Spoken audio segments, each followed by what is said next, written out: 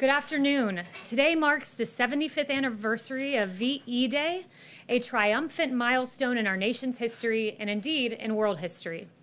75 years ago today, our brave American forces defeated fascism in Europe, and through the selfless devotion of thousands of patriots, they saved the world. Over 180,000 Americans gave their lives in the European theater during World War II. And I want to take just a moment to honor their service and their sacrifice. Thank you to all of our veterans. You are truly, truly our heroes. Now, as I move to my next subject, I want to begin by saying this. Look, our rank and file men and women at the FBI are heroes in their own right. They protect this country from domestic crime, and we thank them for their service. They work hard, and once again, we owe them a debt of gratitude. But that is separate and apart from what I'm about to address right now. The FBI exists to investigate crimes. But in the case of Lieutenant General Michael Flynn, it appears that they might have existed to manufacture one. As the motion filed by the Department of Justice yesterday explained, the FBI set out to interview General Michael Flynn when they had no predicate for any investigation of any crime. Over the past week, we learned from a handwritten note the true intent behind the FBI's investigation of Lieutenant General Michael Flynn. The very day that then FBI Director Jim Comey sent agents to the White House to interview Flynn, the FBI discussed what their intent was beforehand. This is what they said. What is our goal? Truth, admission, or to get him to lie so we can prosecute him or get him fired? These notes, in addition to other evidence, raise serious questions about the handling of the FBI's handling of Michael Flynn's case. Did the FBI confront Flynn with the intent to get him to lie so that we can prosecute him and fire him? Did the FBI manufacture a crime against Lieutenant General Michael Flynn? Federal investigators appeared to paint a target on the back of General Michael Flynn. Kimberly Strassel of the Wall Street Journal laid out point by point the very concerning aspects of this case, and I'm going to reiterate them as outlined in her column over the weekend. In December 2016, Flynn spoke as the incoming national security advisor to the Russian ambassador. This call, as is customary, was recorded by the United States government. They record calls with foreigners. But in a highly irregular move, the intelligence community under the Obama administration unmasked the identity of Michael Flynn, a United States citizen who is entitled to Fourth Amendment rights and to due process. But Lieutenant General Michael Flynn received none of that. The intelligence community was hunting for evidence against General Flynn, evidence they did not find. We learned from newly released transcripts that in stark contrast to what former DNI James Clapper had been saying publicly, and contrary to what he was saying publicly, here's what he was saying privately with regard to Russian collusion. I never saw any direct empirical evidence that the Trump campaign or someone in it was plotting or conspiring with the Russians to meddle with the election. Sounds awfully different from what he had just said 10 days prior in a public capacity. Having found no evidence of Russian collusion, the FBI came up with a new absurd theory that Flynn might have violated the Logan Act, a statute from 1799 that in its 200 years of existence had never been used to convict an American citizen, but it was resurrected in the case of Lieutenant General Michael Flynn. Michael Flynn didn't violate the Logan Act. Even the FBI did not think that General Flynn's telephone call provided the predicate for a criminal investigation. In fact, in January of 2017, an internal FBI document concluded that Flynn was, quote, no longer a valid, viable candidate for investigation. Disgraced FBI agent and noted Trump hater Peter Strzok disagreed, texting this: hey, if you haven't closed that Flynn case yet, don't do so yet, end quote. So the Flynn case remained active. This was a good thing for Peter Strzok, but it was a bad thing for justice. It was a bad thing for the rule of law. According to yesterday's motion to dismiss the case against Lieutenant General Michael Flynn, it said this: Mr. Strzok immediately relayed the, quote, serendipitously good news to Lisa Page, special counsel at the FBI, remarking, quote, our utter incompetence actually helps us. That's right, their utter incompetence to close the case against Lieutenant General Michael Flynn was something to be serendipitously celebrated. The scheme to manufacture a case against Michael Flynn continued. After President Trump entered office, the FBI's partisan pursuit of General Flynn proceeded under Jim Comey's FBI. Despite possessing a transcript of Flynn's entire conversation, the FBI decided it was somehow necessary to go ask General Flynn what happened on the call, despite having a transcript in their possession. The only motive would have been to, quote, get him to lie. They advised him he didn't need a lawyer present. Imagine that, you're an American citizen. You don't need a lawyer, we're just coming in to have a chat. They didn't inform their superiors at the Department of Justice about their intent to interview Flynn, despite their own attorney at the FBI saying, if we usually tell the White House, then I think we need to do what we normally do. But they ignored the advice of FBI counsel, and they went in to interrogate Michael Flynn. Acting Attorney General Sally Yates, no fan of President Trump, said she was flabbergasted, she was dumbfounded by the decision to not inform DOJ officials who, quote, hit the roof. This is all outlined in a legal document that you can find. Additionally, when the FBI arrived at the White House, they did not even warn lawyerless Flynn about the consequences for providing an inaccurate response. The interrogation of Michael Flynn was not an inquiry. Make no mistake, it was a trap. Even more troubling was the fact that after the interrogation of Flynn, former Deputy Director of the FBI, Andy McCabe, concluded that he, quote, didn't think Flynn was lying. But the case against Flynn continued. We were pleased to learn yesterday that the Justice Department moved to drop the case against General Michael Flynn. Though it took several years, it is encouraging to see that justice finally prevailed.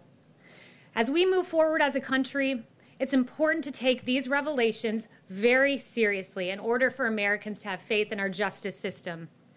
If the top leadership of the FBI can target a 3-star general who served this country for 3 decades, make no mistake, they can target you. It's hard to believe that this happened in the United States of America. General Michael Flynn's life was forever changed. He had to sell his home. He faced financial ruin. His family was even threatened with prosecution. But despite all of that, here's what Michael Flynn put out yesterday in his first reaction to the motion to dismiss. If we can play the video, let's go ahead and play it.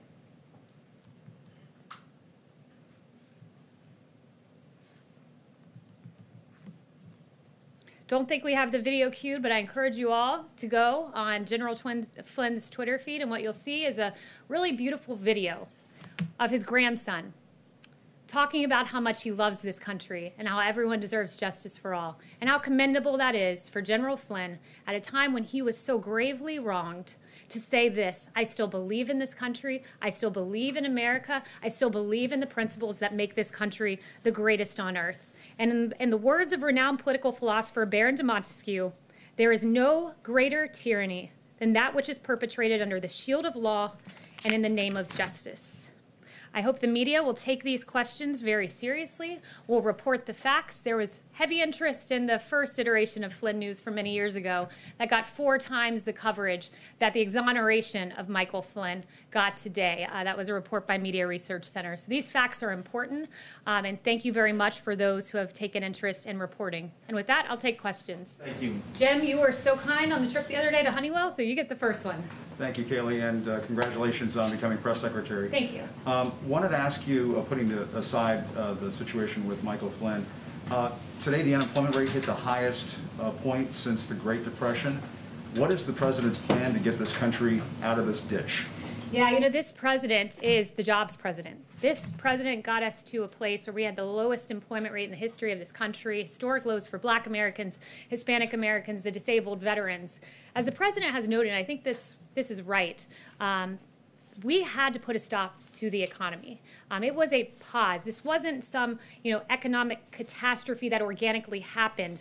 It was decided upon by the President of the United States to stop the United States economy because we had to save 2.2 million lives, perhaps more, somewhere in that range, because American lives, that's what mattered most. And so this president, when faced with this very tough decision to put a pause on the hottest economy in modern history, said American lives matter most. And that's what he did.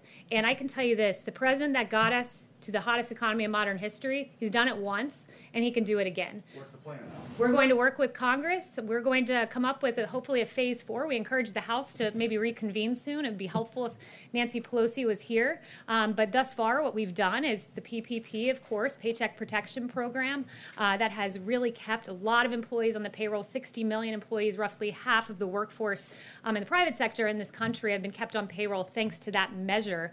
But going forward, principles like deregulation, principles like lowering taxes. The president has mentioned a payroll tax pause, which would be a great thing for the American people. There are a lot of proposals being entertained. I don't want to get ahead of the president, but I can tell you.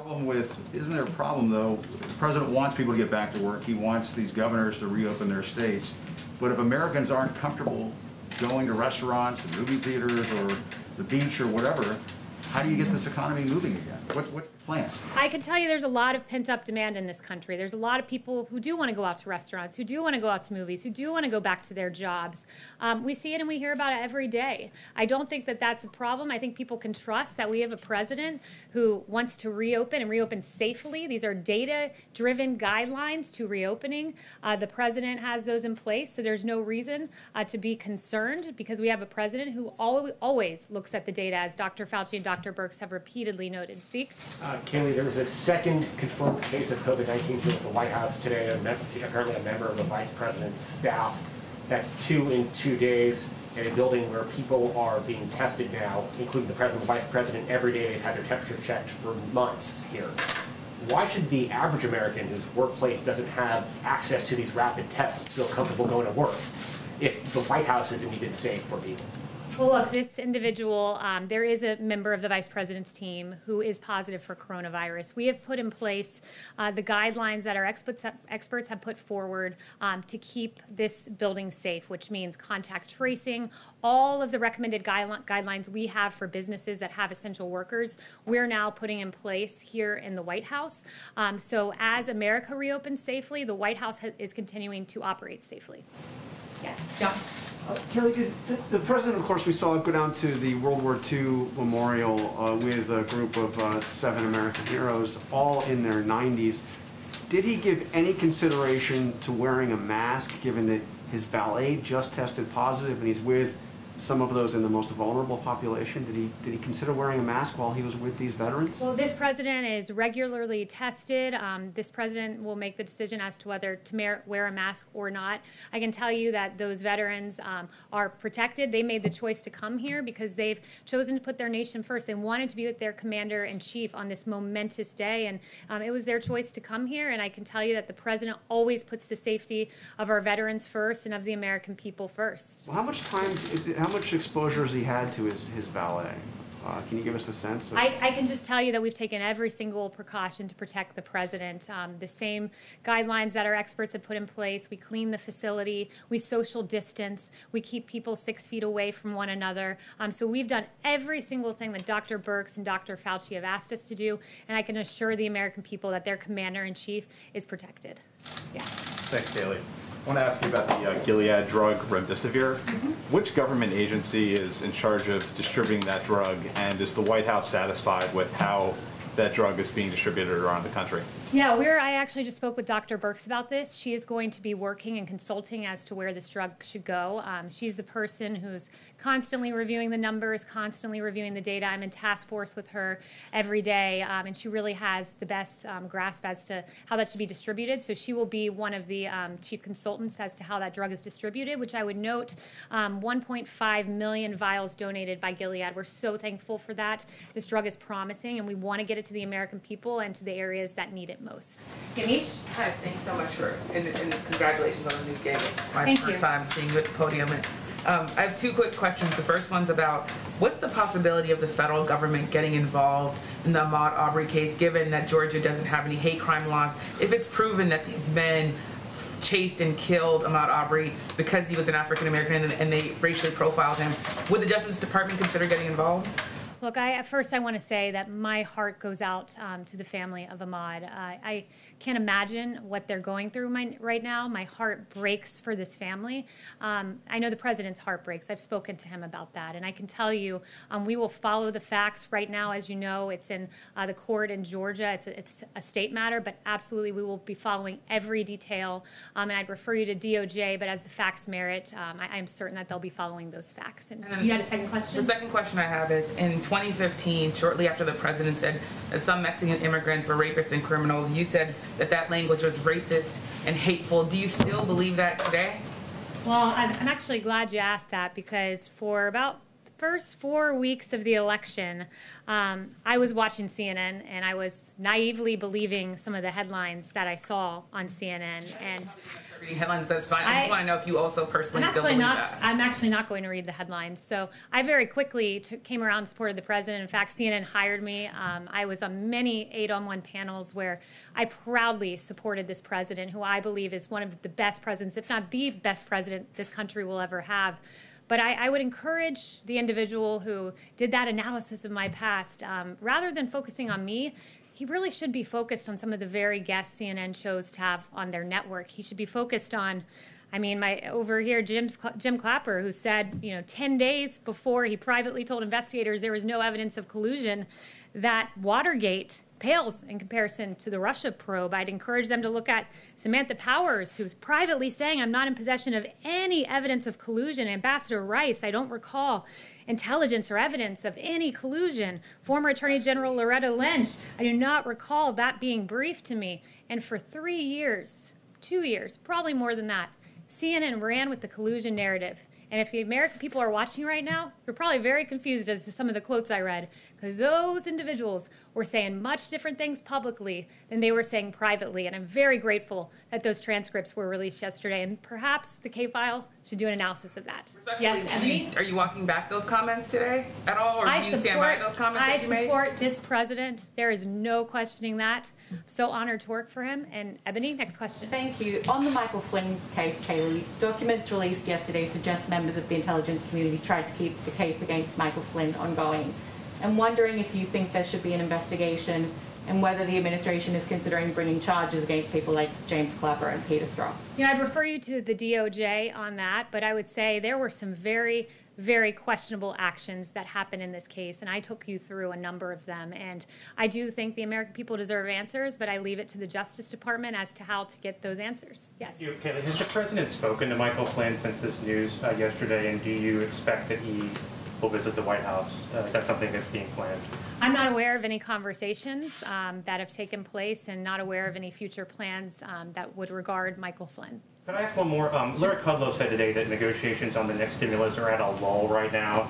Given where the numbers are in unemployment, from your perspective, from the White House perspective, why is it at a lull right now? Well, look, I think Nancy Pelosi should explore coming back and having the House come back and having those discussions. We know the Senate is here. I think it's important for us to move and look at a phase 4. The president thinks so too. So those negotiations will happen, but a big part of that is, we need the House. We need Nancy Pelosi to come back from California and get to Washington, D.C. and to work for the American people. Yep. Thank you, and congratulations on your new role. Thank you very much. Yeah. Following up on Jim's questions about getting the economy started again, does the president see the CDC guidelines as an obstacle to getting the country back up and running again? And if it does not see the CDC guidelines as an obstacle, why not release those guidelines to the public and also follow them as we move forward? So I assume you're talking about the guidelines that were widely reported about yesterday about daycares. Yes. Yes. So I would ask you, what's the definition of CDC guidelines? Is it something that the CDC director has actually seen? I would endeavor to say yes. Is it something that a rogue CDC employee leaks to you guys? No, those aren't CDC guidelines. Those are guidelines in draft form that a rogue employee has given you for whatever personal reason they've decided to do that. Those guidelines are in the editing process. We want the American people to get as much information as they can possibly have at this time. That's why we have the phased reopening guidelines, the data-driven guidelines. Those CDC guidelines are going through an editing process, and when we have those, you guys will be the first to know. Are we on time, Melissa? Okay, what's our exact? 2 to 1. 2 minutes to 1. Oh, 2 minutes to 1. I'm sorry to cut this short, but as you know, you guys were supposed to be 3 minutes ago with the President of the United States. So I will leave you guys with that. I hope you have a wonderful Why did you weekend. spend the first part of this And briefing thanks so talking much, about everyone. Mike Flynn, when both the Justice president and matters. vice president were exposed to coronavirus and we have historic unemployment? Is that really what's top of mind today for the White House?